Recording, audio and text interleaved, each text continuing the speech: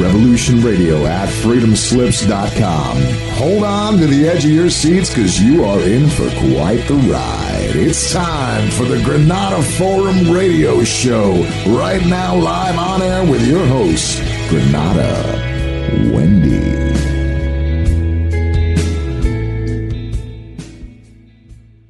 Good evening, ladies and gentlemen, and welcome to the Granada Forum Radio program. Today is the 22nd of June, and it's about 7 o'clock, there you go, Pacific Standard Time. Revolution Radio is the #1 commercial-free, listener-supported internet talk radio station in the world. We're located at freedomslips.com. That's freedomslips.com, or go to, I believe it's Revolution Radio, or Radio... Revolution.radio. Revolution.radio. I'm going to have to get that one. Revolution.radio. And you can get to us. By the way, too, if you'd like to go to the home page and leave equivalent to a cup of coffee to keep the programming on the air, we appreciate it.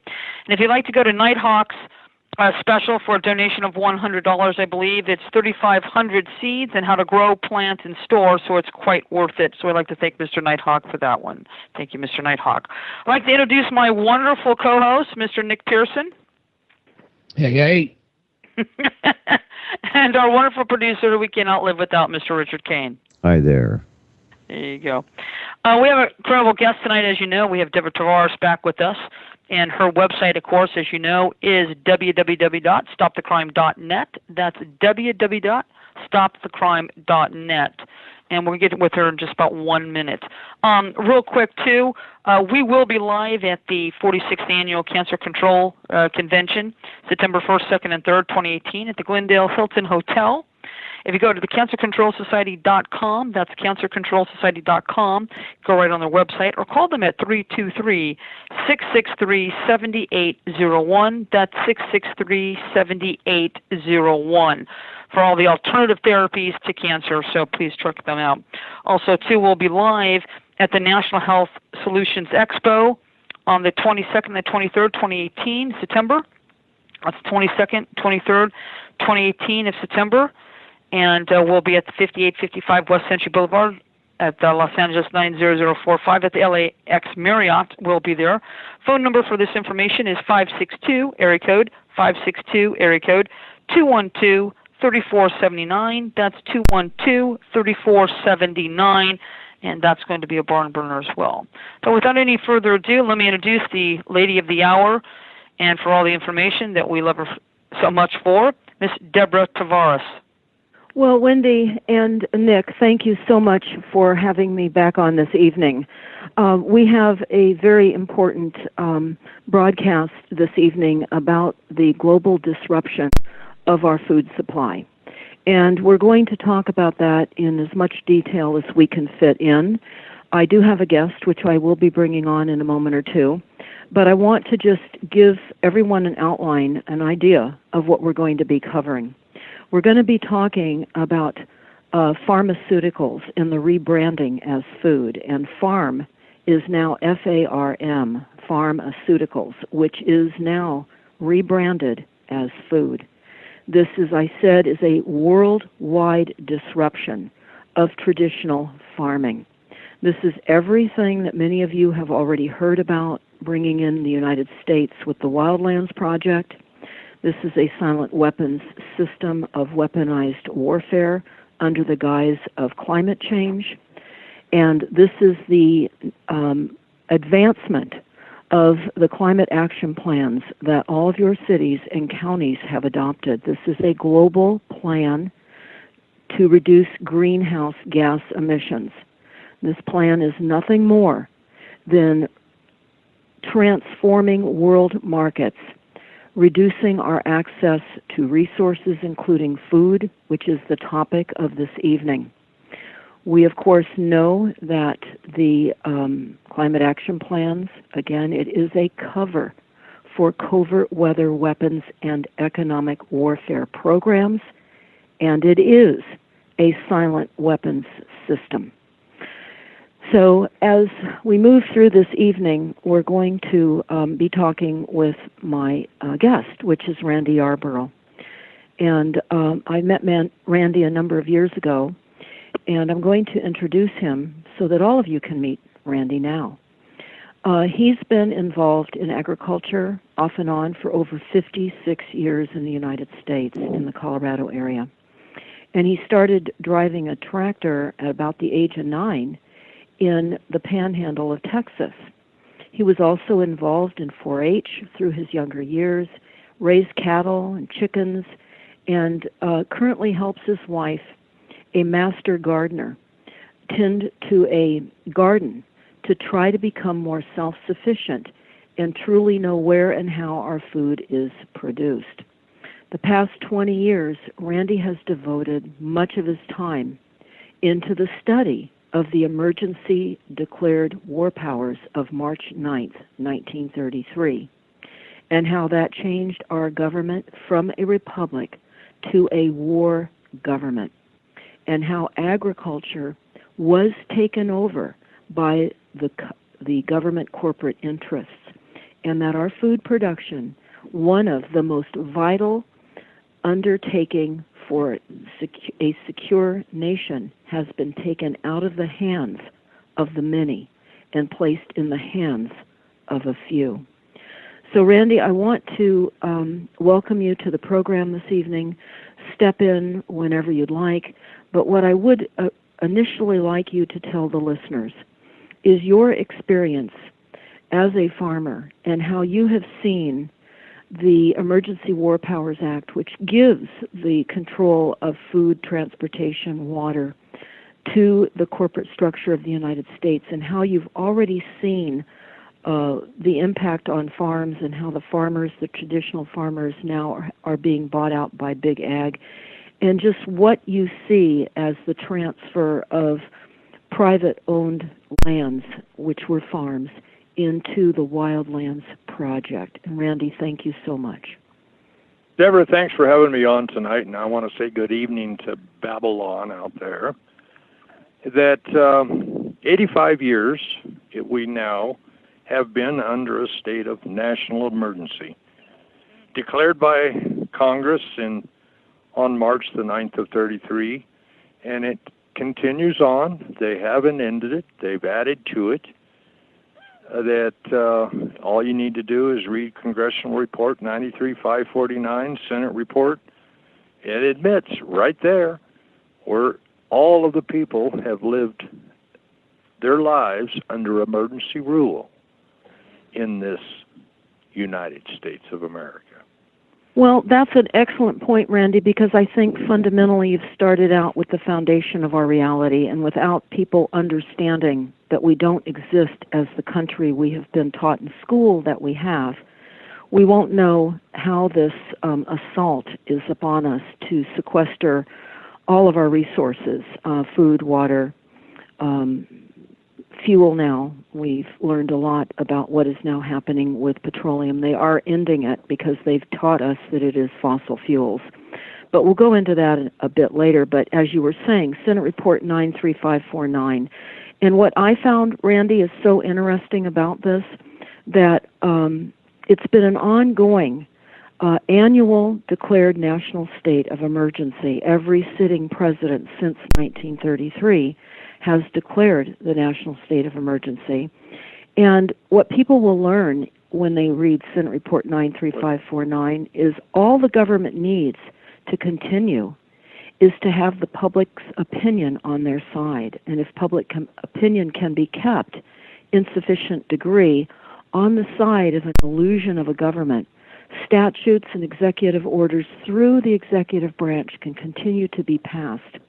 The Constitution has had no meaning since 1933 and was suspended and has been. We're under law. We're under emergency war powers, and this is critical. This is absolutely critical, and I'm so happy that you brought that up, Randy, because that really, really is the basis of where our food conversation is going to go, and it will go into, of course, the understanding that Senate Report 93549 tells us that at any time, all the time, the food and transportation and air and travel can all be taken over, and it has. Communication as well. We're seeing all of these things here's a quick question also for Randy. How many different government agencies are there now that regulate farming in America? You've got the USDA, you've got the FDA, you've got the EPA, you've got the Department of Energy, you've got Health and Human Services on the food stamp side. And if you look at to bring up the food stamps, they're getting ready to pass a new agricultural bill.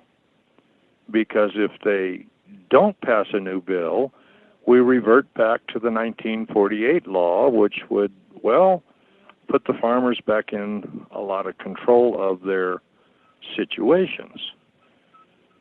But that's just a small list. Then add on top of that all of the state bureaucracies.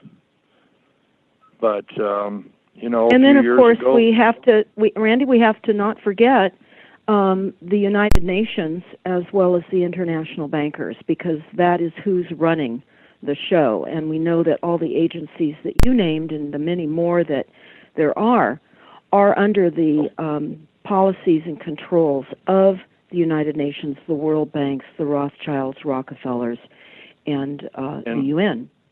Since you brought up the UN, quote, this is Public Law 313 from April 14th of 1952.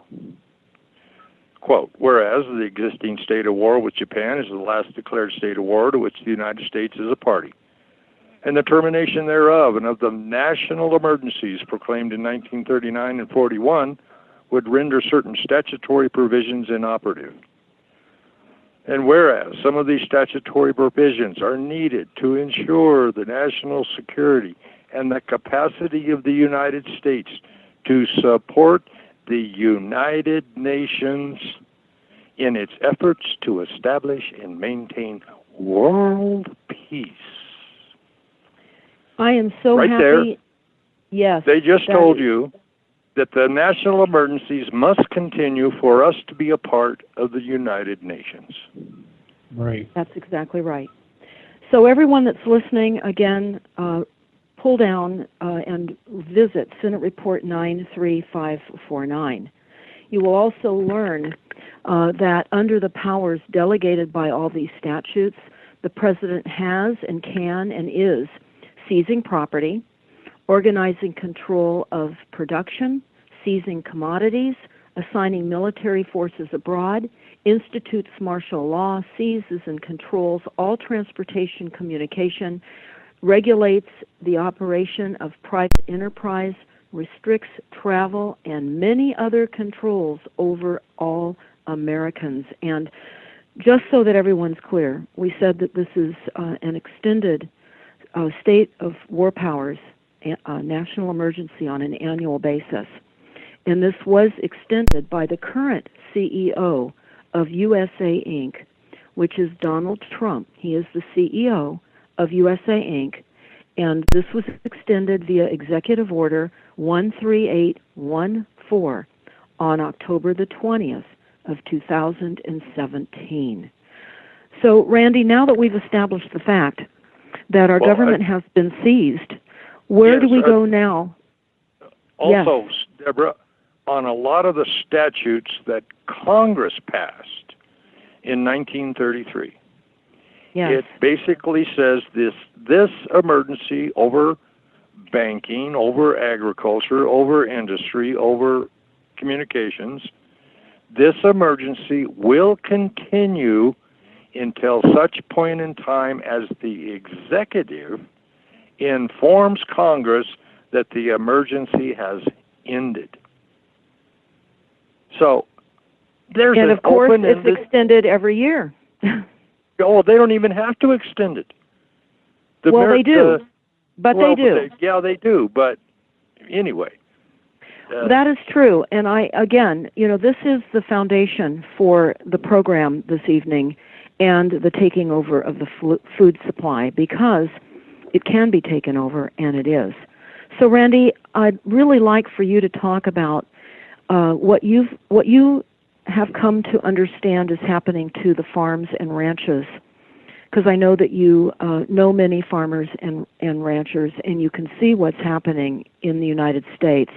But this is an illustration abroad and overseas as well. But I'd like you to just discuss with the listeners how the Wildlands Project is coming into play, which is literally moving people out of rural areas because rural areas are considered sprawl and unsustainable in the United Nations policies that all of our cities and counties have adopted. So how do you see that playing out?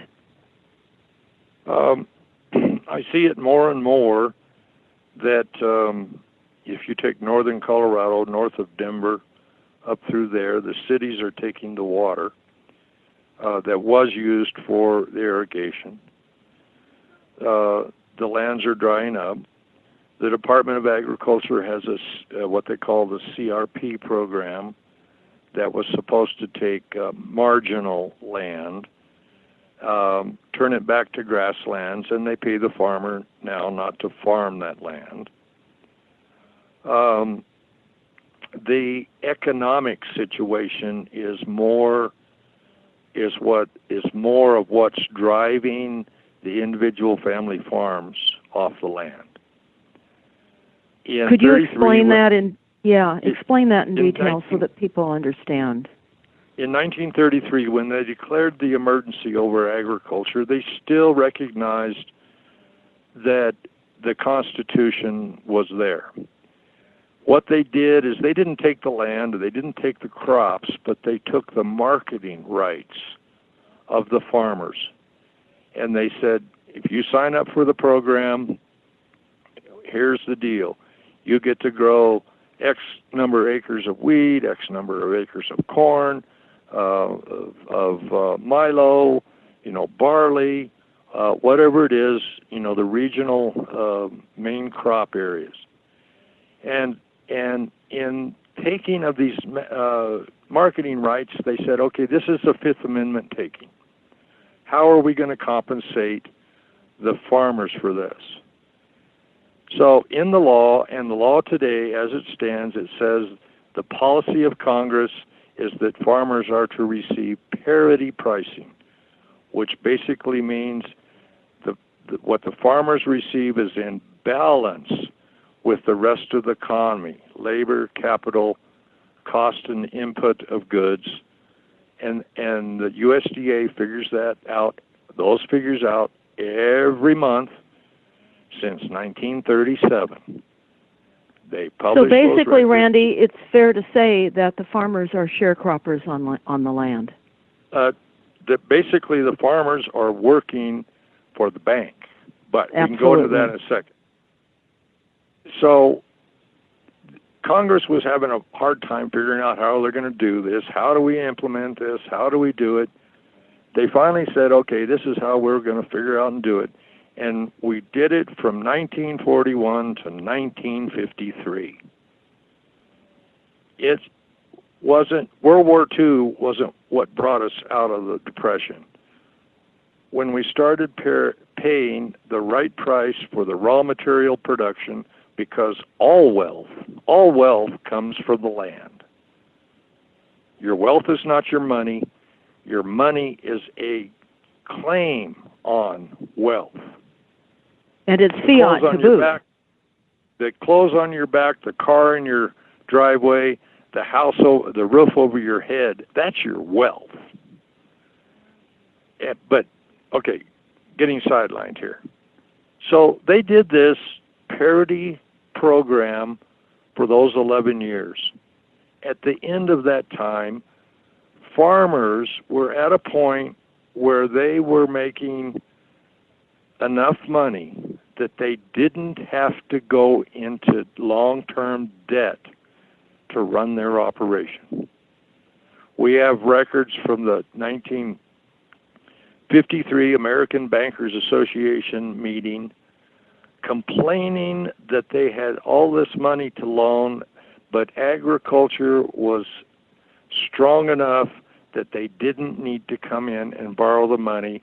And since 1953, we saw the parity pricing program slowly disappear. Today, the farmer now receives about 33 cents on the dollar of what he should be receiving. Now, you're telling me that is Great Depression returns. Is that what I recall our discussion being? Well, the parity, the price that farmers received in the Great Depression in the 30s was somewhere around 40 to 50%. Today, so the farmers are receiving 33%. Yeah, so it's less. So everyone that's listening, they're getting less than they were in 1933. And that's extremely important to see how the taking of the farm land is now occurring, and how the food shift is occurring, because we're going to be talking about shortly, after Randy lays out the plight of the farmers, we're going to be laying out the plight of all of us with toxic food. And, so go ahead, Randy. There's another aspect of that too, though, because it's not just the fact that the farmers are getting paid less, but you got giant companies like Monsanto who are suing local farmers into oblivion because they're claiming that they stole the patents on their seeds because the cross-pollination from the Monsanto plants are getting into the the non-GMO plants, and Monsanto comes in and sues these other farmers into oblivion. So they're putting out of business that way also. And they are. Yes, and we've looked at. I belong to an organization called NORM, National Organization for Raw Materials. normeconomics.org. We have contemplated a lawsuit where we take a 40-acre plot, we notice the neighbors, we notice Monsanto with notice and demand saying we are planting certified non-GMO heritage corn. Now, as soon as Monsanto's gene from their corn pollutes our corn, we will sue Monsanto and say, remove your gene from our corn. And we've played with this idea for several years of, okay, how do we do this? And we've drafted briefs and drafted this and drafted that. And well, let me just stop you right there, Randy, because, of course, part of the taking of the United States and the corporate structure was the setup of our judiciary system under Rothschild, and attorneys have bar cards. And our legal system is set up to further the taking of this country. And sadly, litigation doesn't prove so well for any of us, and that's why we're now where we are, because we have an illegitimate court structure as well. And I would recommend everybody read this book, Fruit from a Poisonous Tree, by Melvin, M-E-L-V-I-N, Stamper, S-T-A-M-P-E-R. And in there you will find out about the bar and the dangerous reality of how the bar has brought us further and faster to where we all are right now, and why we're having this discussion about the taking of the food supply. So, Randy, getting back to how the farmers are affected, as was just mentioned with the GMO, another way in which their crops are decimated, right? Because didn't I hear recently that China would not buy GMO materials from the United States?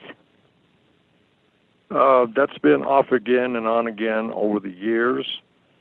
And China has, comes out, no GMOs, and then, okay, well, yeah, we'll take a few, and back and forth, because basically the corn and soybean crops now are so contaminated that you cannot, it's very hard to get non-GMO soybeans now, and very, very hard to get guaranteed non-GMO corn seed. So So now we have a polluted system, we have polluted soil, and we have the intentionality of polluting all of these. Will you speak to the requirement of farmers to buy fertilizers that are certified by the big ag industry, or they cannot sell their materials? Because I think that's really important as well for everyone to understand. Not on fertilizer. You know, you can plant just about anything you want. The main bulk of the commodities, the corn and the soybeans, are basically 85% all GMO. Some are what they have BT, which is a botulism. Anyway, it's BT corn, and it's also Roundup ready, so they can spray it with glyphosate, and it produces a toxin to the insects that eat it. That is not supposed to enter the food supply, but it does through feeding it to the livestock, because that's where it ends up. Right. So we have a predicament here in this country where we have the international bankers moving in and allowing the contamination of our food supply. And we know that this causes cancer. It's been shown, and of course many people have been fighting against GMO for years now, and yet it's still progressing. And we're going to get into how Monsanto is moving in further into the food supply here in a bit. But continue with your story about the plight of the farmers. Well, another thing that since we have industrial ag now, where farmers are, it used to be a median-sized farm was 200 acres. Then it got to 640 acres, a square mile. We've got farmers now farming 50,000 acres, 80,000 acres on one farm. And what they've done is they've taken their neighbors. As their neighbors have gone broke, they have a good relationship with the bank, so the bank will loan them the money. But these big farmers with this huge acreages and everything else are up to their eyebrows in debt. The debt is just there, and a lot of these bigger guys are going broke. Now, another thing that's happened in agriculture... Now, you mean the smaller farms are going broke and being consumed by the corporate farms, is that right? No, the big guys, the guys that have... So the larger farms are being taken down, too? The little farms are going broke. Right. Especially with agricultural pricing, the way it is. Right. Now, another big thing with industrial ag is the monoculture. And by that, I mean we have now, instead of 50 or 60 varieties of corn, we have 8 or 10. Instead of having several varieties of soybeans, we have 3 or 4. And so the climate, the moisture, and everything else, we have grown these crops to survive within this moisture temperature area range. If anything changes in there, we are on the verge of a global famine. Well, then that would certainly speak to the weather weapons and the controlled weather from geoengineering, because certainly they're putting farms underwater and decimating rural communities. Why would Monsanto spend millions to come up with a variety of corn that is aluminum tolerant? Yes. Where did all of a sudden all of this aluminum come from? That's what they're spraying in the air. Corn is showing signs of, and the forests, but the crops showing signs of degradation, aluminum poisoning. Right. Well, because, of course, I know that aluminum, strontium, barium are just parts of the heavy metals that are being sprayed overhead in Rothschild's weather modification programs, the international bankers. Well, I was also going to say, also, if people don't really understand what aluminum, the problem with aluminum is most of the people that start contracting Alzheimer's disease have aluminum in the brain. It doesn't go away. It starts to really affect the way that the brain chemistry works. And so that's probably another reason why that stuff is being sprayed in the air, because they really do want to do away with everybody. And they do. So, Randy, so the plight of the farms, they're being consumed. They're being decimated by genetically modified crops that are airborne and changing neighbors' crops. And the farms are going out of business, and they're making less money now than they did during the Great Depression. And because of the ongoing national state of emergency and the parity pricing that's paid, the farmers are and have been no more than sharecroppers on their land. And now we're seeing the Wildlands Project, and I'm hearing some jiggling around of some things in the background. Yeah, I was going to ask what that noise was. Okay, thank you. I'm referring now to the Wildlands Project and the map. And you can type that in, everyone that's listening, and you can understand what is happening with the Biodiversity Treaty and the forced transformation and relocation of all people and cities to comply with environmental policies and, of course, the guise of the reduction of CO2 emissions. And on that map, you're going to see where there are core reserves and corridors where no human access is allowed. You will see buffer zones where it's highly regulated, the use. And you will see Indian reservations and military reservations. And what is important to note is that all humans, all of us, are going to be and are now being forced into designated settlement reservations, which are the smart cities, the resilient cities, now being turned into electric grids of death with all of the frequencies. And we're going to actually get into that, Randy, because when I was researching the decimation of the food supply, I found how the World Bank, Goldman Sachs, Rothschild, Rockefeller are working together in tandem with the Resilient Cities program, which is the removal of people off of lands. And I think this is really important for people to understand what is happening through the false science that has been presented to all of us. We've all been told that our petroleum comes from dead dinosaurs and plant material.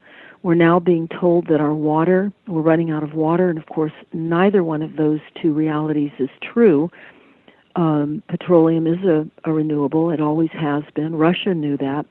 There's an excellent book out, a short read, 20-some-odd pages, by John Truman Wolfe, and he talks about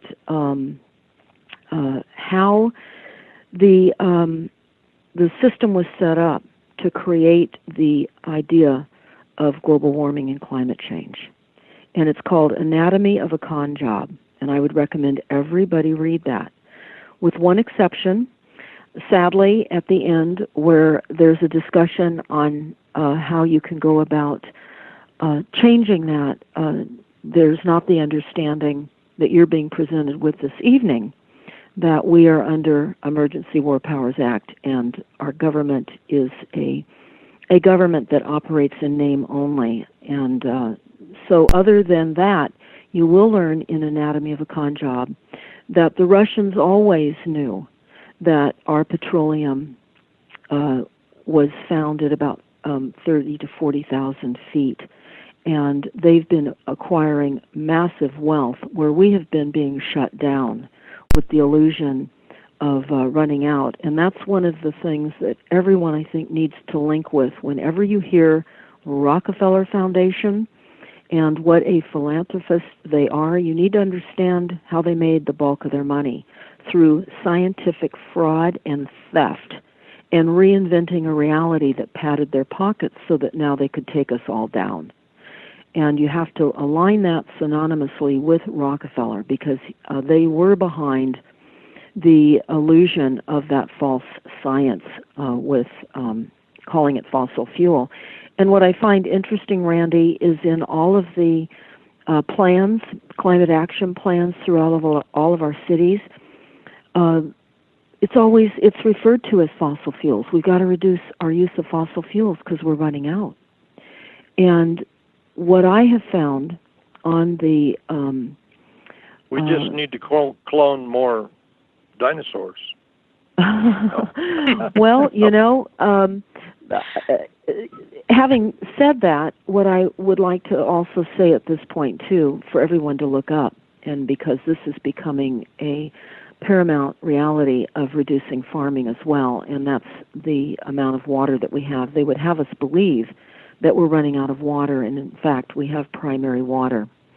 So I would certainly direct everyone to primarywater.org, and a YouTube we have up as well, entitled Primary Water Explained, because I think we've explained the plight of the farmers, and Randy, I'm going to get into some research that I've recently and you mentioned, Deborah, before we move on here, you mentioned Rockefeller. I did. And listeners out there, if they'll, on YouTube, go to the Corbett Report and just type in big oil. Can you spell that? Spell Corbett for everybody, Randy. Corbett is C-O-R. B as in boy, E-T-T, CorbettReport.com. And on YouTube, just type in Corbett Report Big Oil. And what will people see? You will get a lesson in Rockefeller, Rothschild, the British Dutch royals, the British and the Dutch royalty, and how they have conned the people. First with how they took control, and then why they've taken control. And at the end of the second video, he gets into the agriculture side too. Well, that's excellent. Thank you for sharing that resource. Now, I'm going to be jumping into aspects of the takedown of the current farming as we know it, and this is throughout the world. And so jump in and comment at this, Randy, as you will. Understand that this is all coming from the World Bank, from Rothschild, from Rockefeller, from the resilient cities, and the takedown of the structure as we have known it. And I'm going to go over some of this, but what I want to certainly direct everyone to is for a long time we've been talking about the NASA war document that we have on stopthecrime.net. And I've always found it very interesting on page 12 and page 13. It says this, technological ages of humankind. And it says, we were hunter and gatherers where nature provided. Then the next phase of the technical ages of humankind was agriculture, where we controlled nature, plants, and animals. The third was the Industrial Revolution, which was the mechanization of agriculture. The fourth, they say, is the Internet of Things, the biological aspects of controlling, nano-controlling, automating industry and agriculture, and the final phase of the technological ages of humankind is virtual robotization of the Internet of Things, nanotechnologies, biochemicals, industry of agriculture. Now, this was a PowerPoint that was given 2 months before 9/11 by the chief NASA scientist from the Langley Research Institute. And again, you can find this on stopthecrime.net. I call it the NASA War Document. It actually has a different name, but for the program this evening, you'll find it that way. I wanted to talk about the different corporations that Rothschild, Goldman Sachs, Rockefeller are funding, and here is what they're saying. Agriculture is the most important market industry in the world today. Agriculture's overwhelmingly positive impact on humanity also comes at a great cost that is rarely captured in the price you pay at the register. Traditional field agriculture is a larger contributor to global pollution than oil and gas combined. Agriculture is hardly surprising given the negative externalities found in the supply chain of traditional agriculture. And they go on to talk about that 70% of our Earth's fresh water goes to agriculture, while 70% of pollution in water comes from agriculture. They go, therefore, in order to solve water, we have to solve agriculture. And this is from the Global World Task Force for the World Economic Forum. And so it's being launched that to be green and to be clean, we have to transition and must transition out of current agricultural practices. They go on to tell us that the overuse of pesticides and fertilizers has caused degradation to healthy soil, transporting water great distances to farms, shipping produce thousands of miles across the country, where it often spoils before being eaten. These are all just some of the hidden environmental costs that have caused a required hurdle towards the inability to feed 9.5 billion mouths by 2050. Now, for those of you who have not seen a recent YouTube that we have posted, I would recommend that you do, because the number of mouths that you'll hear the global controllers refer to are not the number that they have planned. What do I mean by that? There is a genocide document out, and it has been released, and it's going to be released again soon with embedded visuals so that everybody can take a look at that. And how you will find it is you will be able right now to locate it by typing in your YouTube search bar, 5G Nightmare, a planned genocide. And then soon to be released with all of the visuals, you will find Global Genocide Plan 2018 to 2025 with charts and maps. And you're going to understand how the silent weapons systems now are fully engaged and why our food supply is now being taken over by Big Pharma. So let me go into what we have found about this, Randy, and I'd love to get here. Wanted to comment here that where they talk about that the pollution from agriculture we'll tie that back right into big oil and the chemical industry. That the farmers led the line of you need to fertilize, the old ways of farming will no longer work. This was started in the early 50s through today. That you need to use these chemical fertilizers, you need to use these pesticides, and the crop production will go up and you'll make more money. Now, that's a good point, Randy, because have you ever talked or know of Howard Lyman, who wrote the book The Mad Cowboy? Because he has a documentary up that everyone should watch that is exactly what you're talking about right now, Randy. It's called The Mad Cowboy Documentary. And I met Howard Lyman a number of years back when he was in that horrific lawsuit with Winfrey before it was settled, when he was letting everyone know what was in their hamburger patties.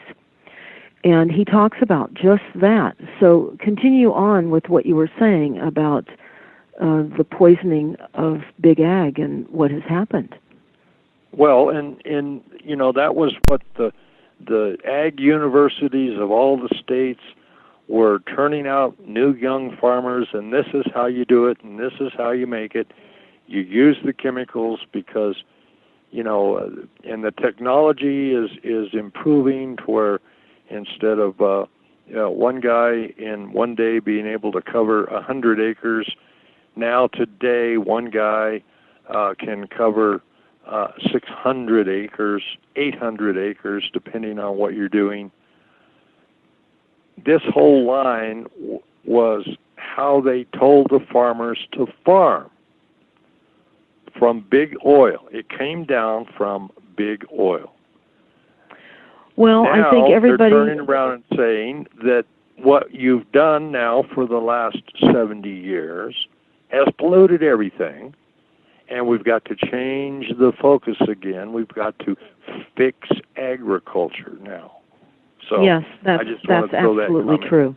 Right. Yeah, that's true. I want to add, I'm going to talk about now the environmental impacts that we're being told from the World Bank.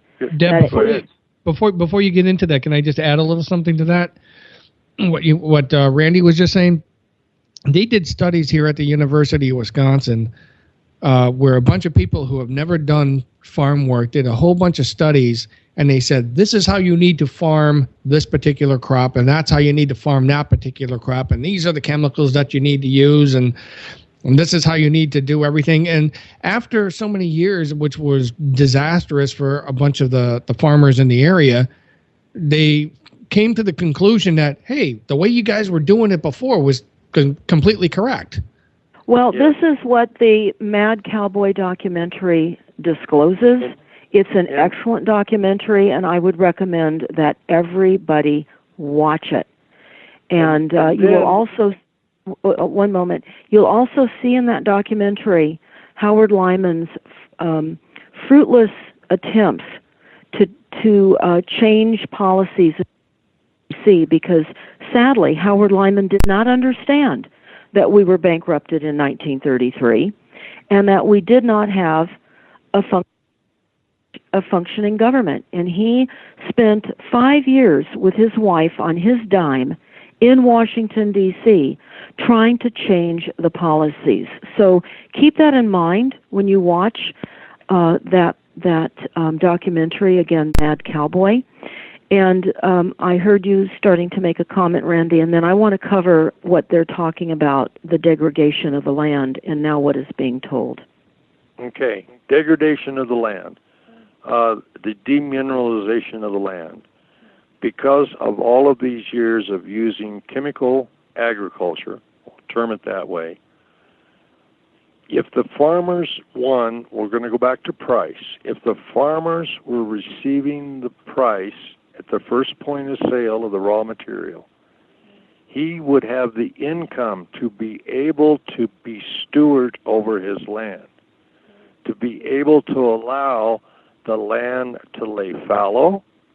One of the things with the Sabbath of the land that has been proven in the Lord's Sabbath of the land every 7 years is the deep-rooted weeds would take hold. They would pull the minerals from deep within back to the surface, where the surface crops, like our corn and soybeans and wheat, etc., would be, it remineralizes the soil. If the farmers were receiving the right price, they would have the income to be able to return the land back to fertility. That is a monumental point, Randy. Now I'm going to go into what they're saying is the problem with current farming, and I think everyone will gasp, because we're going to go further into the coming pharmaceutical transition into farming and what is happening, and the transition of the global food plan as it's being moved forward very hastily right now. But here are some of the environmental impacts that they're saying. Now, I found this off of Aero Farms, A-E-R-O, Farms. It's important to understand who Aero Farms is, and we'll get into that in a minute. I'll give you a definition. But they are being promoted by Rothschild, Goldman Sachs, the World Bank, Rockefeller, Prudential, and many others. We'll go into that. But here's the environmental impact. It says that traditional agriculture takes a massive toll on the planet's natural resources. We are transforming agriculture to flip the paradigm of exploitation to one of preservation and conservation. Water. 70% of our water supply goes to agriculture. 70% of water contamination comes from agriculture. Current events, future predictions, and common sense tell us we cannot continue on this path. Aero Farms uses 95% less water than field farming and has developed a closed-loop system. Pesticides in the field, overuse of pesticides has decreased the beneficial microorganisms in the soil and allowed bad ones to proliferate. Our soil is no longer healthy enough to filter out pesticides and render them inert, leading to toxicity and runoff. Runoff leads to algae blooms and oceanic dead zones. By growing indoors, Aero Farms can avoid these issues. Go on to land. 25% of the world's land is now highly degraded, with soil erosion, water degradation, and biodiversity loss. Land is a precious resource, and as soil health depletes, so does the nutrition of our food. Aero Farm uses less than 1% of the land required by current conventional growing. That means we are over 390 times more productive per square foot versus traditional agriculture, while also ensuring that our plants get all the macro and micronutrients they need all year round. Now, I'm going to make this comment right now, and it's extremely important to understand the kind of economy that we've moved into with the bankers, and it's called a circular economy. And it's when the big bankers and the groups that control new technologies meet, and the global bankers fund new technologies and promote new ways of creating new markets and phasing out the old markets. That's basically what a circular economy is. And here's what it says about Aero Farms and circular economy. Aero Farms was the first and only agriculture company to date to be honored by the Ellen MacArthur Foundation as one of the Circular Economy 100, a select group of global companies focused on eliminating waste and improving our positive impact on the environment and sustainability. Go on to tell us about carbon emissions. What we think of as farming has changed a lot, from drilling for water, pumping from deeper reserves than ever before, operating tractors, tillers, and harvesters, to washing. And I hear a break coming up, so we're going to pick this up at the other side at the top of the hour, and then we're going to dive in to Rothschild's intention to take down traditional farming throughout the world. All right, everybody, we'll be right back after the break. You're listening to Revolution Radio, freedomslips.com, 100% listener-supported radio, and now we return you to your host.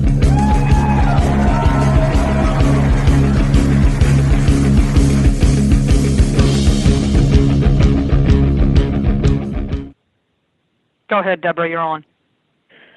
Okay, so we were, prior to the break, talking about the food transition, the circular economy, which certainly everyone needs to look up and understand. I will repeat what this means.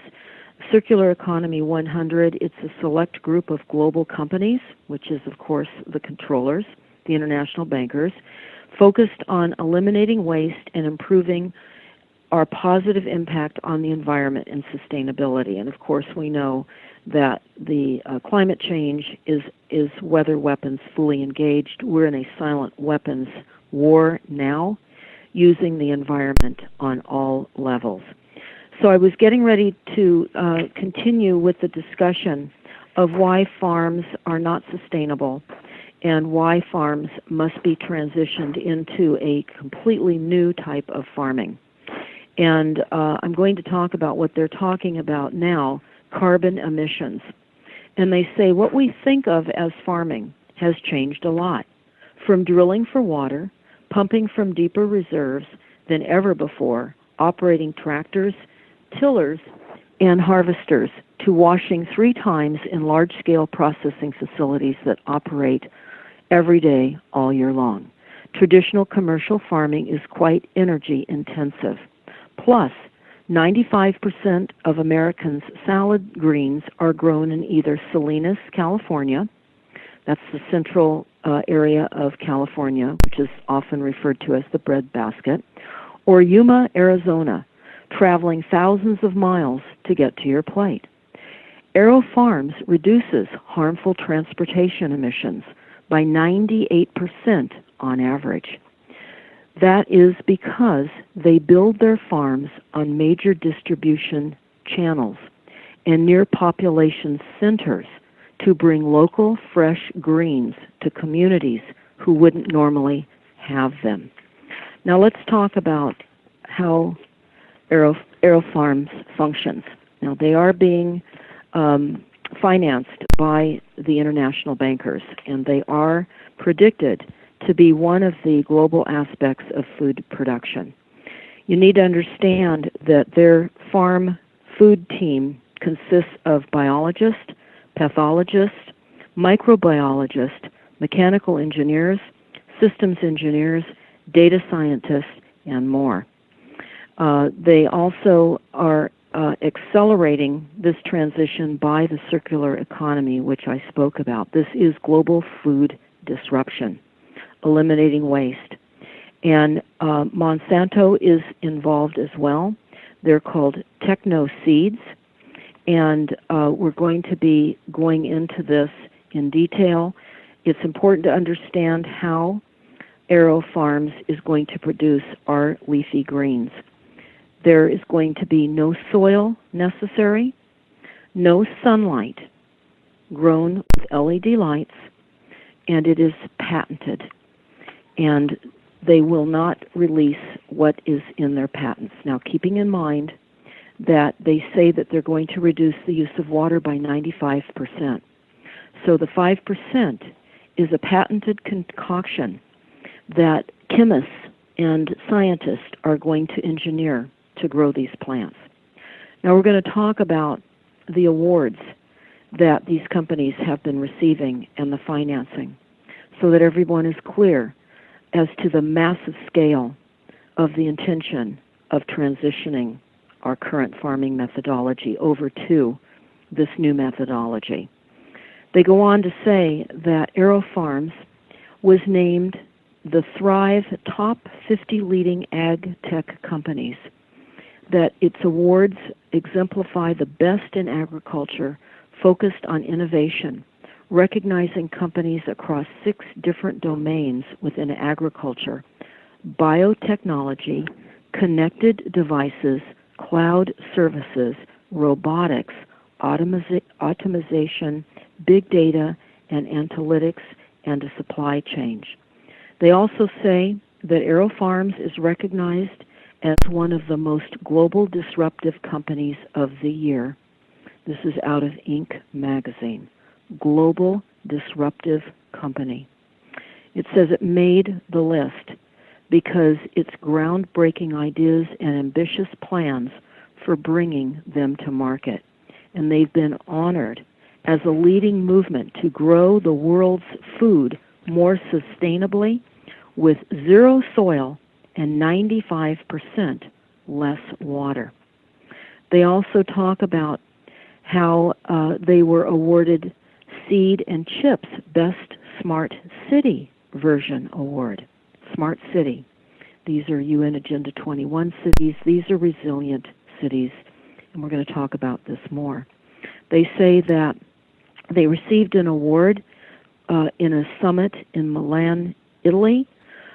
They were presented with the Best Smart City Vision Award for its contribution to the economic and environmental sustainability in Newark and its potential to affect positive changes in cities all over the world.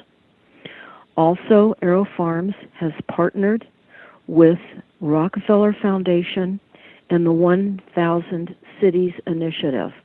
The 1,000 Cities, pioneered by the Rockefeller Foundation, helps cities around the world become more resilient to social, economic, and physical challenges that are a growing part of the 21st century.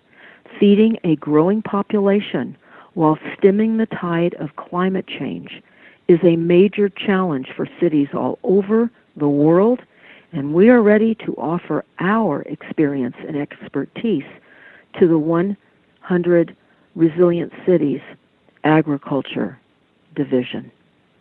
They go on to say that they won the Governor's Environmental of Excellence Award and the World Economic Forum Circulars finalist. Arrow Farms was a finalist in the World Economic Forum, the Ecolab Award for Circular Economy Enterprises. Recognizes individuals and organizations that have made a substantive contribution to upholding the principles of a circular economy within critical natural resources and where those are not threatened. They go on to say that they were also awarded the World's Technology Award for the innovative impact on the environment. The awards continue and they go on, and I'm going to read a few more to you that I felt were just diabolical. They talk about how they won the Red Herring Global Award for highlighting exciting new startups in Asia, Europe, and the Americas, and hundreds of companies from each region are viewed in a rigorous three-step process that looks at all aspects of the company. Also, the World Economic Forum Award, where they said that David Rosenberg was honored as one of the World Economic Forum's transformational leaders in agriculture. And he now co-chairs the Technological Innovative Group, helping define the global agenda on how technology can help address our agricultural challenges. In addition, he co-chairs the Circular Economy Task Force, helping lead the charge on sustainability and environmental issues, and he's also been part of the Global Water Security Council, helping confront the number one issue within agriculture and preserving our fresh water. So again, I'm just going to stop, refer everybody to primarywater.org, reminding everybody we're not running out of water. I'm going to just name a few other awards because it is fundamental for everyone to understand this is a global intention everywhere, that this is secret patented tech. So let's talk about their technology. Arrow Farms is a commercial leader in indoor farming, and they grow without sun or soil in a fully controlled indoor environment. They've optimized a patented aeroponic growing system for faster harvest cycles, predictable results, superior food safety, and less environmental impact. They are going to use smart lighting. They use LED lights to create a specific light recipe for each plant, giving the greens exactly the spectrum, intensity, and frequency they need for photosynthesis in the most energy-efficient way possible. This engineered lighting allows AeroFarms to control the size, shape, texture, color, flavor, and nutrition with razor-sharp precision and increased productivity. They talk about smart nutrition. They are able to take the exact same seed from the field and grow it in half the time as traditional field farming, leading to 390 times more productivity per square foot than the commercial field farm. They go on to say that their smart plant scientists monitor more than 130,000 data points every harvest. They are constantly reviewing, testing, and improving their growing system using predictive analytics to create a superior and consistent result. With remote and controls in place, they've minimized the typical risks associated with traditional agriculture. They go on to talk about their smart pest management. Every aspect of their growing process has been optimized to minimize and mitigate pest proliferation. In addition to their controlled indoor environment and LED lighting, their growing methods disrupt the normal life cycle of common indoor pests so that they never get started. Think about that. They disrupt the normal life cycle of common indoor pests. They talk also about smart scaling. The size and configuration of this farming system is highly customizable. The systems are comprised of modulars that serve as building blocks that can be stacked vertically or lengthwise. This allows to grow in varied locations and achieve ultimate yield per square foot, no matter the space, with quick installation. We're going to go on into this because this is a diabolical scientific takedown. And yes, you'd like to make a comment, please do. I wanted to jump in here, Deborah, and this all sounds very exciting, very wonderful. But anywhere in that documentation, do they tell you what your salad is going to cost you as the end user? Do they say, well, the salad is going to cost you $5, but we're so sorry you only have $3 in your pocket? They don't discuss what the end use of salad and greens will cost, but when we get into meat, they're talking about what the end use of synthetic fake meat is going to cost, and certainly what it's costing them now per pound to test and get the fake meat because they're replacing all livestock as well with another methodology. But I want to continue with AeroFarms because who they're bringing in. Deborah, can I ask you one question first, though, before Certainly. you move on? Is because they're forcing the growth rate of these fruits and vegetables and everything at such an accelerated rate, what's the nutritional value of them? Because usually it takes a little while for the fruits and the vegetables and everything to develop on their own. So, I mean, there's got to be something missing. It's patented, and they won't tell you. And there is a genocide plan reducing the population. We've already been served up toxic food from Big Ag with all of the toxins and chemicals and fertilizers that they have set upon the farmers. So we can only imagine with Monsanto, and we're going to get into that because we're going to talk about how this is being created and how Monsanto has come into play, and I think this will answer that question. But again, they talk about how they're bringing in IKEA. Did anyone imagine that IKEA, the furniture company, would be involved in investing in this, as well as, and this is just really astounding to me, retired U.S. Army General David Petraeus is an investor as well. They go on to say that AeroFarms grows leafy greens using aeroponics, growing them in a misting environment without soil, LED lights, and growth algorithms. The round takes AeroFarms' total fundraising efforts to over $130 million since 2014, including $40 million from Goldman Sachs and Prudential. They've attracted new international investors.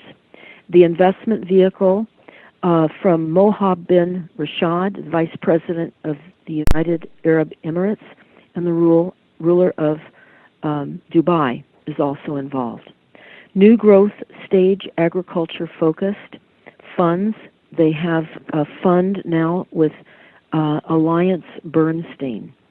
And we're going to talk about Alliance Bernstein and who these people are. We're talking about Alliance Bernstein, and as being one of the funding mechanisms here, who is this? Who is Alliance Bernstein? Well, it's organized by Robert B. Zoellick, and he sits on 4 of 3 committees.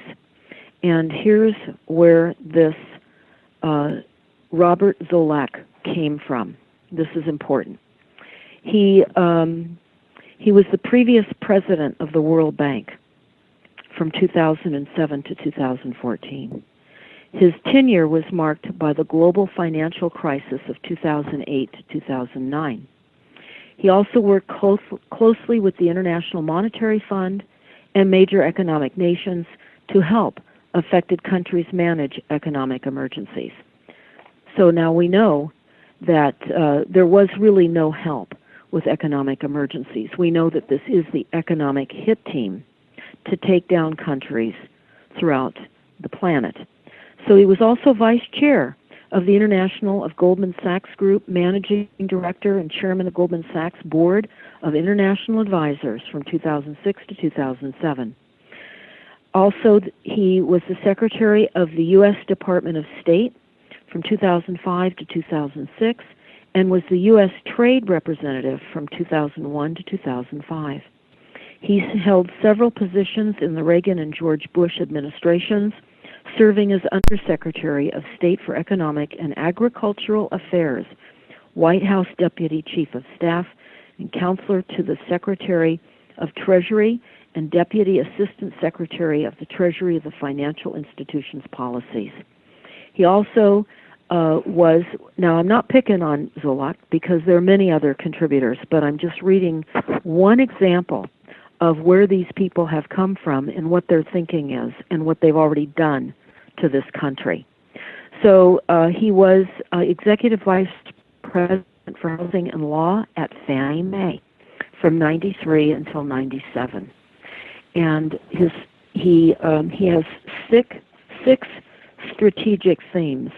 100 days after he became the bank president, he laid out 6 strategic themes for his presidency in a speech to the National Press Club in Washington, D.C. And he said, to help overcome poverty. Now let's talk about this. Everybody needs to rent the documentary Poverty, Inc. Poverty, Inc. It's a documentary. Understand, poverty is a big business. It is a market. This is why we are seeing increased homelessness throughout the United States and abroad. This is why we are seeing climate refugees and the cost of economic refugees as well. This is a big, big business. He also especially worked in countries like Africa. Yes, we know Africa is being absolutely pillaged and raped and plundered as we speak. In South Africa, We were told about several months ago, we're now in June, so at the beginning of 2018, in Cape Town, they were talking about running out of water. They called it 0 day.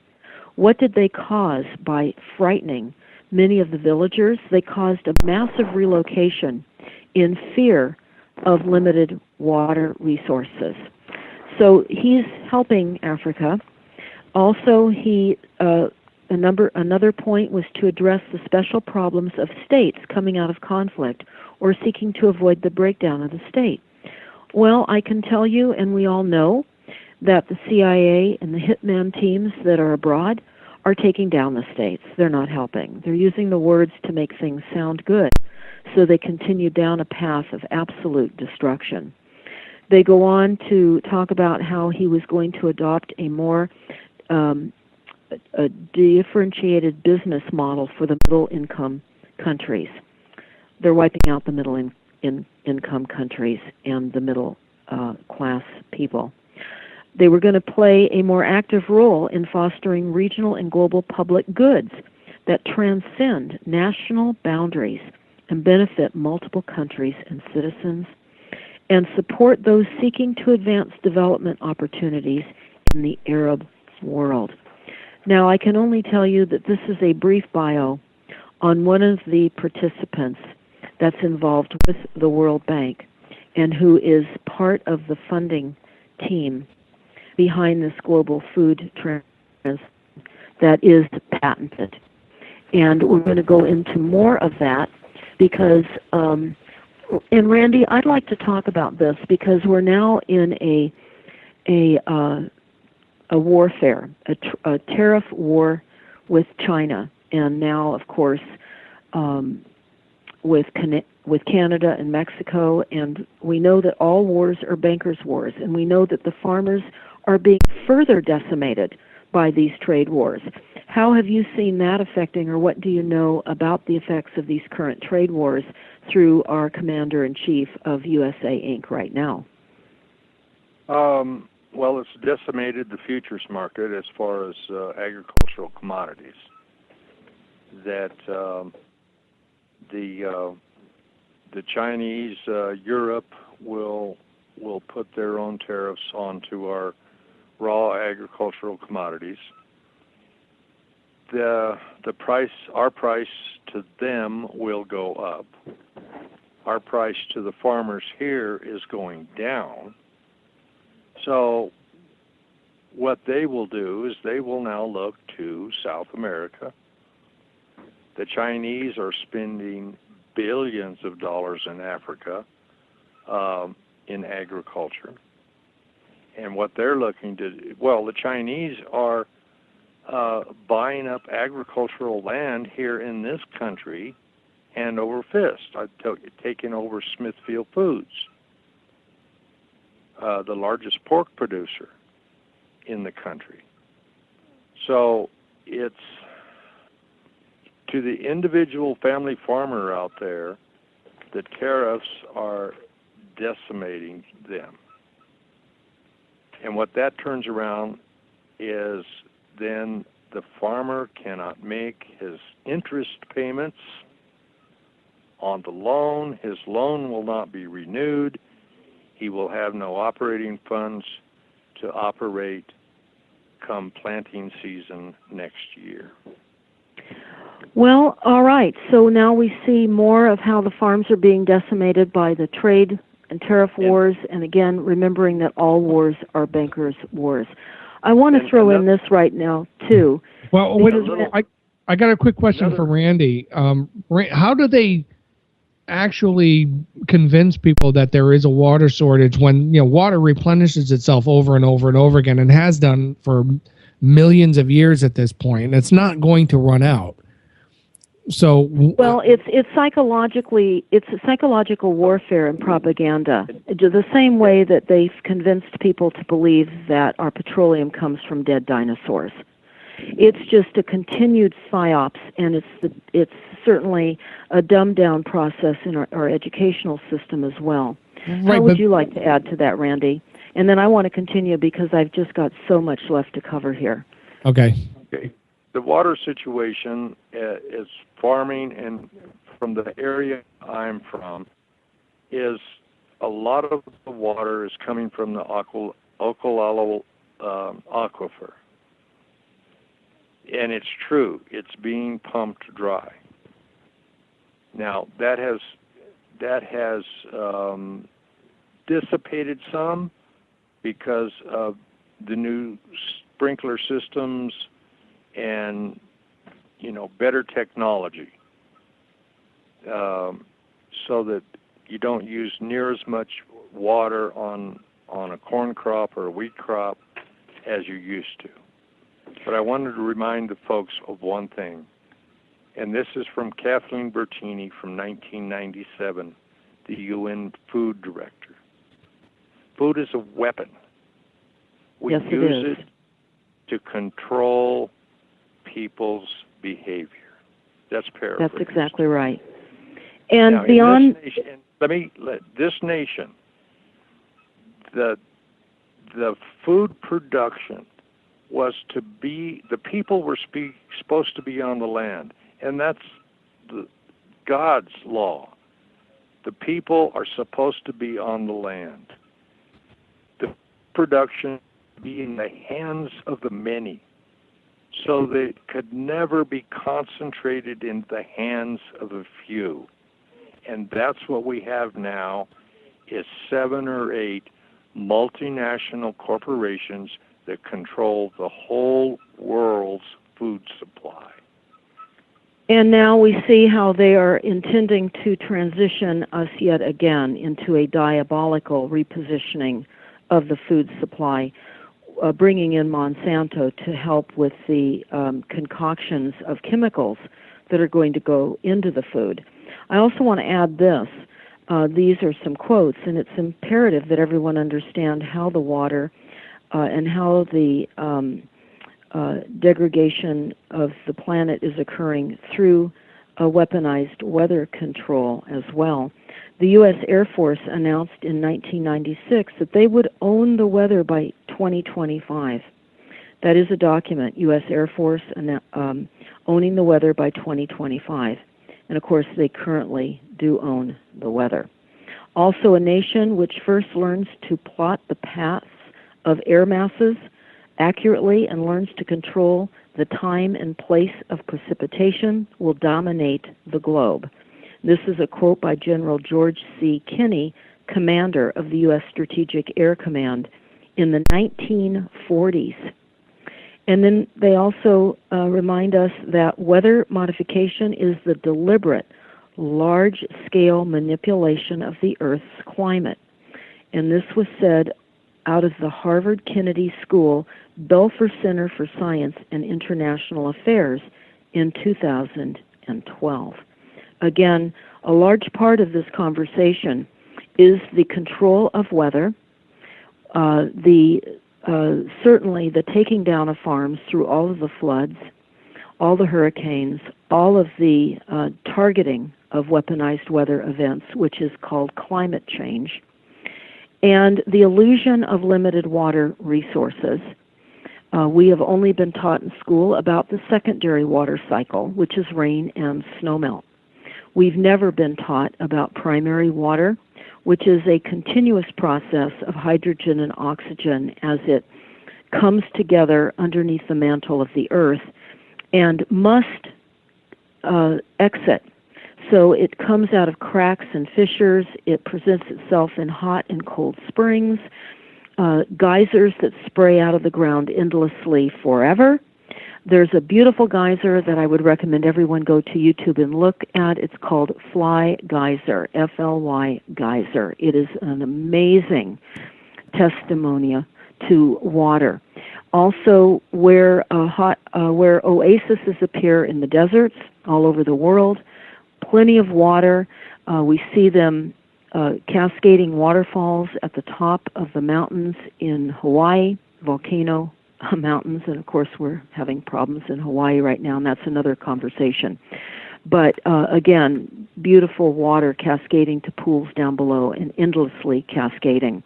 Muammar Gaddafi discovered primary water, and was actually accessing it to 75% of his people when NATO and the United States went in and blew up the Great Man-Made River Project, which was at the time considered the eighth wonder of the world. Water is a renewable, and we have water under our feet wherever we are. So again, we're not literally pumping out aquifers until they're dry. There are chambers, and there are ways in which we access water, and we're not being told. So again, go to primarywater.org and do your homework about water. Don't let them fool you like they did with fossil fuel. This is their game, scientific fraud. So I want to talk about this. This is a toxic water alert, and it's an EPA proposed rule to withdraw certain federal criteria from California's water supply. And this is quite astounding. And it says this: the EPA is proposing to amend federal regulations to withdraw certain federal water quality criteria for lead and chlorobromethylmine and applicable to California. The state now has adopted certain criteria for these parameters. EPA approved the state's site-specific criteria, which are less stringent than the federally supported criteria, because the EPA determined that the state of California's criteria was scientifically sound and protective of the designated uses of its water. So let me explain. After the fires here in Northern California and burning of the plastic pipes and the poisoning of an area after the burn of benzene, cancer-causing, and also the discovery of many toxins in those burn areas, the state simply lowered or increased the amount of toxins that were suitable for rebuilds in those areas. So this is the same thing that you're hearing right now about the water quality standards and how they're being revised to allow levels of selenium to be higher in California than they would be allowed elsewhere. So I want to talk about other aspects of the food supply, because it is diabolical, and it is important for everyone to understand how Monsanto is involved. And Monsanto is yes. You need to hyphenate that. It's Monsanto Bear. Well, Bear. Yes. The takeover there. And don't forget Syngenta. And don't forget Dow Chemical. And That's don't exactly. forget ConAgra. So that's exactly right. What people are hearing us talk about this evening is a diabolical takedown of the food supply. We've been describing how the farmers have been systematically shut down from their operations, and certainly not given the money necessary to lay their lands fallow, as you had said, Randy, to replenish the soil. But it is important to understand that now we have got Monsanto that never went away, and they are creating the patented food that we're going to be served up. This is coming toxins on our plate. Again, this is pharmaceutical food.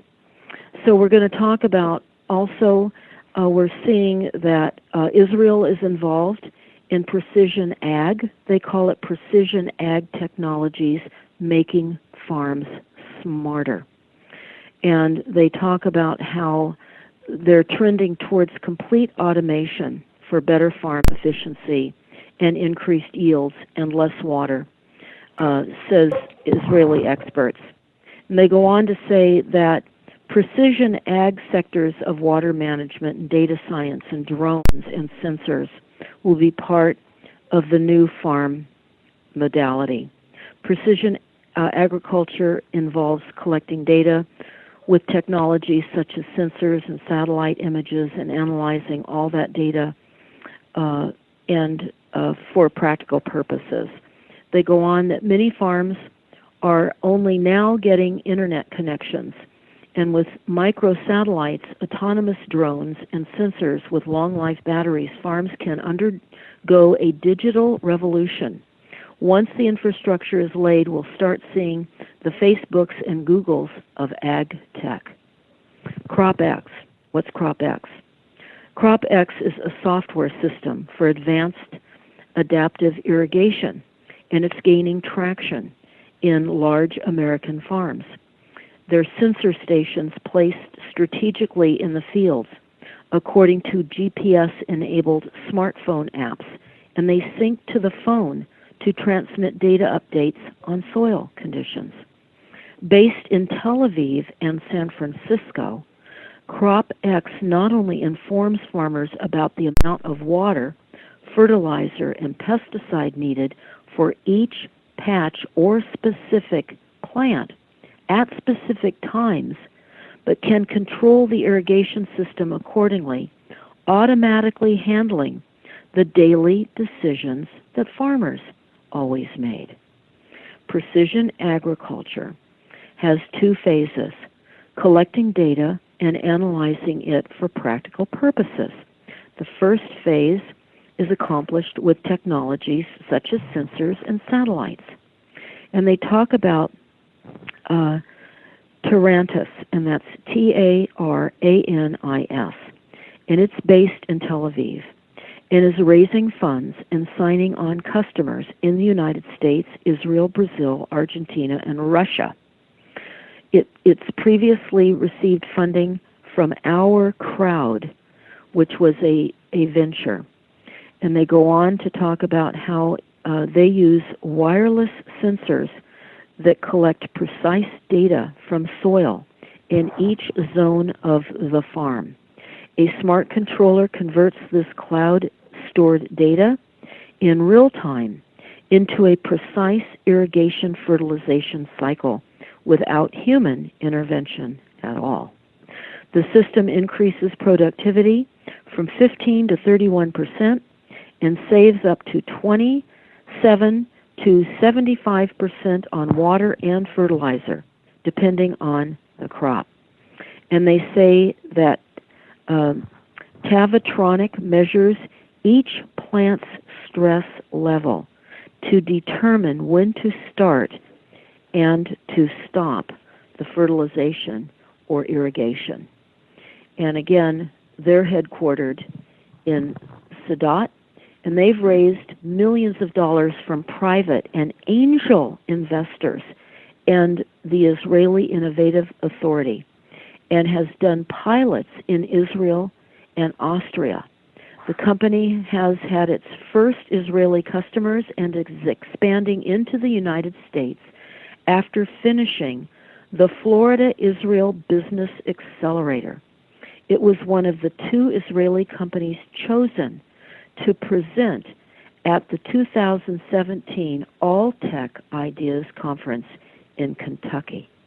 We're going to talk about the Internet of Things, and touted as the Internet of Things, the digital tool belt for farmers. They go on to say that the ATP Labs uses data analytics and artificial intelligence to collect data from a crucial mass of growers to generate cloud-based, actionable, best practice advice. They say that ATP Labs, the founder and CEO, is a veteran of an elite unit, 8200 signal intelligence crops, and previously co-founded Support Machines, an AI-driven chatbot platform. The company is in Tel Aviv and is privately funded by investors in Israel and California. They'll go on to tell us how Saturas, Saturas, also based in Tel Aviv, has developed an inexpensive miniature sensors and wireless transponders to embed in the trunks of commercial fruit trees for accurate and continuous stem water potential measurements. They say following field tests in Israel, Tavares has started advanced beta sites on commercial citrus and almond farms in Spain and Israel in cooperation with Netafirm. They go on, products will be launched in time for the next irrigation season in the spring of 2018. Tavares, a Treadlines portfolio company, has gotten additional funding from the Griffin Capital, which is a research institute and angel investors. We go on. They talk about how Aero Farms, again, is positioning themselves in Newark, and they have taken over abandoned commercial buildings, such as an old paintball building, and they've repurposed that building for growing these scientifically grown greens. And they're saying that this is perfect for the smart city. They talk about smart substrates and how they've developed that a patent reusable cloth medium for seeding and germinating and growing and harvesting. They go on to assure us that their BPA-free post-consumer recycled plastic, each taking 350 water bottles out of the waste stream, is safe. And they're going to use that in conjunction with the growing of their leafy greens for all of us. Again, we talked about smart lighting. We found out that Foxconn is building an enormous plant near Lake Michigan that is 50,000 square feet, creating a mini town, and they're creating and manufacturing LED lights. So now we know why. The LED lights are transitioning into the replacement of traditional farming. Again, they call it smart lighting, and how they'll use those LED lights to create light recipes for each plant, giving greens exactly the spectrum, intensity, and frequency they need for photosynthesis. This engineered lighting allows us to control size, shape, texture, color, flavor, and nutrition with razor-sharp precision and increased productivity. They talk about smart nutrition and how they will be able to focus on smart nutrition and smart data, how typical risks associated with traditional agriculture will be eliminated because of smart data, the remote monitoring and controlling. They talk about also drones and GPS from overhead so they can monitor all plant production everywhere. Now they are taking a global inventory of all the farms and food production. In fact, Randy, you may want to address this a bit. I know many farms and ranchers here in California, and we're the breadbasket, do get USDA required documents on what they're growing exactly, what their farm supplies are, tractors, other farm equipment. And in fact, we've known many people that USDA has come out to their properties with GPS so that they could actually GPS the locations of all their fruit trees and collect all this data, because they are now amassing where the farms are, what the current unsustainable farming practices are located, where they are, so that they can be replaced, because they talk about this being a global operation to replace farms under their current operations that are unsustainable. Yes, and it's termed the agricultural census, yes. Yes, the agricultural census. And don't they say on there, if you do not fill this out and get it back within this prescribed time, they will charge you an enormous fee for not doing so. Threats. Here they are, threatening the farmers. If they don't do an ag inventory, they're going to be fined and penalized. Now, and if you go to federal regulations and you look it up, and down there, I've got it somewhere down here in a big pile of mess. And you go down through there and you look and you say, okay, here's this, here's this, here's this. Oh, and there is no requirement for you to fill this form out. Yeah, and yet on the front of the envelopes it says you'll be fined, right? Yes. Okay, so everybody, you're hearing the threats, you're hearing the way we are consenting to this takedown. But we're running short on time, and there was a couple of things I really wanted to get in tonight. And I really would like you to do that now, and then I will continue with the methodology of this transition globally from traditional farming. So go ahead, Randy. That we really should not be surprised at any of this. This has been going on for 80 years. Right. The public is absolutely blind to it. They have no clue. It's the women of this nation are starting to wake up and questioning the quality of their food, which is a godsend. But we really should not be surprised at this, because this was all told to us in the law, the Bible, God's Word, that all of this would come about. The plans of the rich men of the earth. We're just laying out the Lord didn't lay out the absolute details of how they're going to go about this. But He said this is going to happen. The pestilence, the famines, the judgments of God upon an unrepentant earth. So we really shouldn't be surprised about this.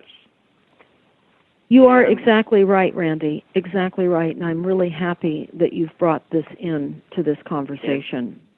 And a big thing for the listeners out there is get to know where your food comes from. If there's any way you can, grow your own.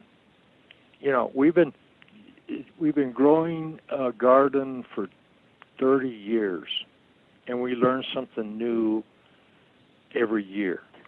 Oh, don't do that again. Don't ever do that again. But, this really works.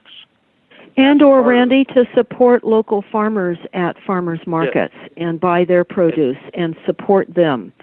And and yes, and we really must do this now on a large scale if we plan to survive this takedown of poisons now added to the food supply and the recreation of farming, which is, of course, all part of the genocide that we've talked about. Yeah, you're right, Randy. I'm happy that you've brought this up. Absolutely necessary for people. That's part of the solution, is get involved with your food. Because someone out there, a farmer, you want to wake up in the morning and have an egg, whether it's a big, huge corporate farm or a little guy with a little flock of chickens, you want an egg. He made a decision 6 months ago that, I'm going to incubate this egg, and I'm going to get a little chick, and 6 months from now, I will get an egg. Or you want a hamburger tomorrow for lunch. Somewhere down the road, a rancher said, I need to get these cows bred, I need to do this, and he made that decision 2 years ago so that you could have a hamburger tomorrow for lunch. People don't understand the cycle of agriculture, the timing of agriculture. They've lost touch with their food. They've lost touch with the land. And it's, you walk in the store and there it is. Every day you can go in there and you can buy whatever you want. And it doesn't take much. You're talking about Arrow Foods and all of these corporations and all of their patented processes and all of these other things. What happens if the grid goes down, or maybe not if, what happens when the it grid goes down. And there is your genocide.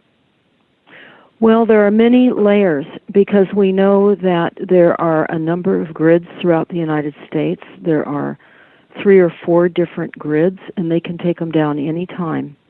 Just like they pulsed the grid here in Northern California, which was part of the wildfires here in the Northern California area in October of 2017. But I don't want to digress into that because certainly we're being set upon by every unimaginable crisis that could beset us. But yes, you're right. People do need to get to know their food, even if they have a very small garden. Another very important aspect of food is sprouting. Sprouting is highly nutritious. People can easily get sprouting jars or trays and sprout alfalfa and mung and broccoli and every kind of sprout, and have an immediate sprout salad, highly, highly nutritious. And sprouts grow within a few days to a week. And I think that's a very quick way for people that have busy lifestyles to get some greens that are highly concentrated with vitamins and minerals. I can also say that besides supporting your local farmers, understand that they're being beset upon by local policies. Because all of the cities and city councils and county boards of supervisors across the country have adopted climate action plans. They've specifically specified rural lands, country farming lands, as being unsustainable. And they are collapsing them, and it's being done a variety of ways. Certainly, they're attacking farmers with a double-edged sword, an opportunity, and as you mentioned earlier, Randy, the economics of farmers surviving is really difficult. And so when they're positioned by someone in their local area, like a representative of wildlands projects, which are different names like Vital Lands Projects or saving land for perpetual use for future generations, where literally farmers can grant easements and reduce their property taxes, but then their land in many instances dependent upon what type of agreement they get into. They can never sell their land for its highest value, and we know many farmers now are selling their land and getting value much greater than farm use because of increased building and increasing housing supplies. And a lot of farmers are having to leave the farm because they can't make a go of it.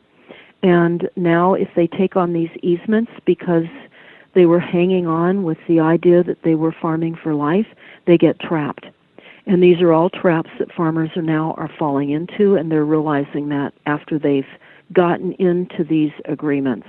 It's diabolical, the different aspects. In southern Colorado here, there was a huge deal with the tax write-offs, and the corporations were buying these tax certificates from the ranchers and the farmers, and then turned around and the IRS says, oh no, those are bogus. You now, the tax certificates or the rebates you bought, corporation, you owe. Corporations coming back to the farmer and saying, give us all the money back. Right, and then the farmer can't. Well, right. We're being set up on. I'm going to talk a little bit more about what we can expect because there are grants involved, as there are everywhere. It's important to understand all of this functions from grants and agreements and printing of money and paying people off and indebting people, just as you just described right now, Randy. I'm going to talk about how a different corporation awarded a $1 million grant to Arrow Farms to improve their quality of leafy greens. And so money is being thrown around through grants. Your cities are approving grants. This is how they are bringing forth all of the climate action plans and the plans that are scuttling our ability to survive as we have always been able to survive. Well, not always, but as we were and were supposed to survive under God's law. But about the farms, and again, I think people will find this of interest. And again, this is about AeroFarms specifically. We're going to have to get into the fake meat in a future show, but we'll continue with the leafy greens and the planned reinvention of that. They say again that AeroFarms is a global operation. It's adapted to different repurposed industrial spaces, and they started up in the Finger Lakes area of New York, and then they moved their headquarters to Newark in 2015 to be able to better serve the New York metro area. They currently operate the following farms, and their global headquarters are in Newark, New Jersey. And they talk about how and we're at the top of the hour. So everyone, please go to stopthecrime.net and take a look at this YouTube. It will be coming out under Farms, the Farmaceuticals, the future of farming. Thank you for listening, everybody. This is Deborah Tavares of stopthecrime.net with Randy Yarbrough. And I thank you so much, Randy, for your expert contributions to this broadcast. All right, everybody. This is Nick from the Granada Forum and Wendy. We'll see you all next week. Thank you so much for listening. God bless.